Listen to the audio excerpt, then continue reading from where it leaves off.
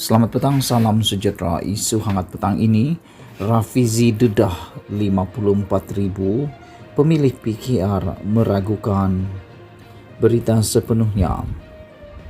Naib Presiden PKR Rafizi Ramli mendakwa pihaknya mengenal pasti terdapat 54.000 pemilih meragukan di seluruh negara menjelang pemilihan parti itu. Bekas Naib Presiden PKR itu berkata, dia sudah menghantar surat aduan rasmi kepada jawatan kuasa pemilihan parti pada 12 April lalu berhubung perkara itu. Jelasnya perkara itu dikenal pasti menerusi penemuan senarai data melibatkan 1.500 nama pemilih yang didaftarkan hanya bersandarkan satu nombor telepon semata-mata. Apabila pasukan kami menelepon sebahagian anggota PKR didaftarkan menerusi satu nombor telefon berkenaan, mereka sendiri tidak menyedari sudah didaftarkan sebagai ahli parti. Selain itu, terdapat juga pendaftaran keahlian parti yang tidak bersertakan nombor kad pengenalan yang betul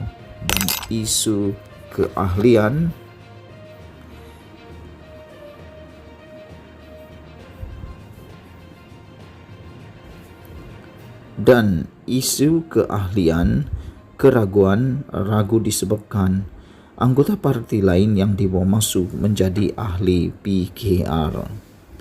Ini kerana proses pendaftaran keahlian parti hanya memerlukan nama dan kad pengenalan diri, katanya lapor Sinar Harian.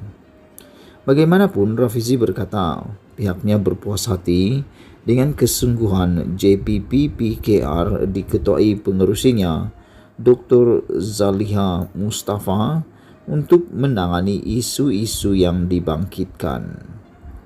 Pemilihan kepimpinan PKR akan berlangsung pada 13 Mei hingga 22 Mei ini. Sementara itu, Dr. Zaliha mengesahkan aduan yang dibuat oleh Rafizi dan JPP sedang mengambil langkah untuk membersihkan senarai pemilih. Kami akan memastikan integriti proses pengundian dan akan menghalang mereka yang mempunyai rekod keahlian yang meragukan daripada mengundi, katanya.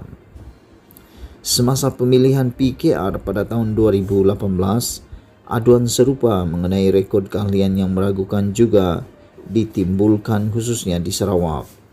Pemilihan kali ini akan menyaksikan Rafizi bersaing untuk jawatan timbalan Presiden PKR sekali lagi. Kali ini menentang Setiausaha Agung PKR Saifuddin Nasheshan Ismail.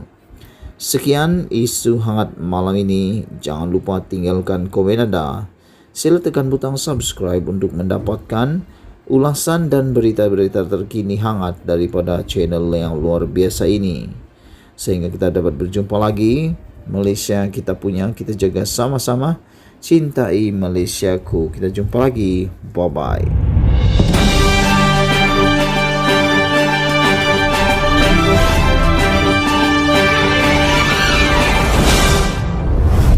Selamat petang, salam sejahtera. Isu hangat petang ini, tol percuma tambah keceriaan rakyat sambut Hari Raya, pukulan kepada kegagalan Tun Mahathir. Berita sepenuhnya. Sebahagian daripada mereka yang tinggal di ibu kota sekarang ini sudah pun berada di kampung masing-masing untuk menyambut Hari Raya yang dijangka disambut pada hari Selasa. Setelah 2 tahun tidak dapat pulang berhari raya kerana kekangan PKP, kepulangan ke kampung pada tahun ini tentu saja amat-amat menggembirakan mereka. Lebih berganda lagi, kegembiraan tahun ini ialah kerana selain dibenarkan mengeluarkan caruman KWSP sebanyak RM10,000, tol di laluan lebuh raya utama itu juga diumumkan percuma. Di samping tol percuma di lebuh raya utama, banyak lebuh raya lain turut memberi potongan sebanyak 50% dan ianya terpakai untuk semua jenis kenderaan.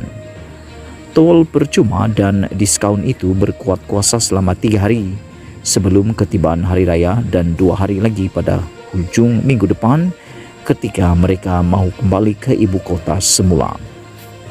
Bagi rakyat kebanyakan, ini adalah hadiah paling menggembirakan untuk hari raya tahun ini. Beberapa saudara mara dan kawan-kawan tidak menyembunyikan kegembiraan mereka dapat pulang ke kampung berhari raya dengan tol percuma pada kali ini. Meskipun ada kesesakan jalan raya, ianya terubat dengan tol percuma itu. Mengimbas tentang tindakan Perdana Menteri Ismail Sabri Yaakob mengumumkan tol percuma dan diskaun sehingga 50% pada tahun ini, semua ini sebenarnya adalah petanda kelemahan dan kegagalan Tun Mahathir Mohamad selama memimpin kerajaan PH selama 22 bulan sebelum ini.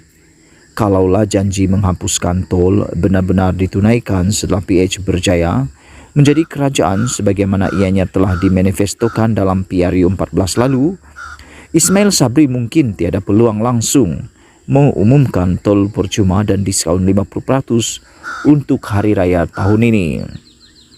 Tetapi disebabkan kegagalan Tun Mahathir itu malah melukakan hati rakyat dengan mengatakan manifesto bukan kitab suci, itulah yang menyebabkan bermulanya penolakan serta bercambahnya kebencian. Apa yang berlaku selebihnya kepada PH dan Tun Mahathir adalah suatu sejarah, tetapi banyak iktibar yang boleh diambil daripadanya. Bayangkan, dapat tol percuma untuk hari raya pun sudah cukup membuatkan rakyat gembira. Apatah lagi jika percuma buat selama-lamanya. Dalam hal ini, di samping pengajarannya ialah jangan main-main dengan janji kepada rakyat. Kita juga jangan sekali bersikap khianat dan tikam kawan sendiri apabila beroleh kuasa. Hari ini dengan apa yang dilakukan Ismail Sabri berkaitan tol itu, tidak dinafikan beliau telah meraih laba politik yang lumayan daripadanya. Di samping merupakan pukulan terhadap kegagalan Tun Mahathir. Ia bukan salah Ismail Sabri kerana sebagai Perdana Menteri yang telah dinamakan UMNO sebagai poster boy bagi menghadapi PRU 15 datang, selain tugasnya ialah memberi kesejahteraan kepada rakyat, beliau juga semestinya akan berbuat sesuatu yang boleh membuatkannya disukai serta menambah undi buat dirinya. Siapa yang tidak mahu kekal lebih lama sebagai Perdana Menteri? Maka turut dipercayai banyak lagi pengumuman yang akan melegakan hati rakyat akan dilakukan Ismail Sabri selepas ini.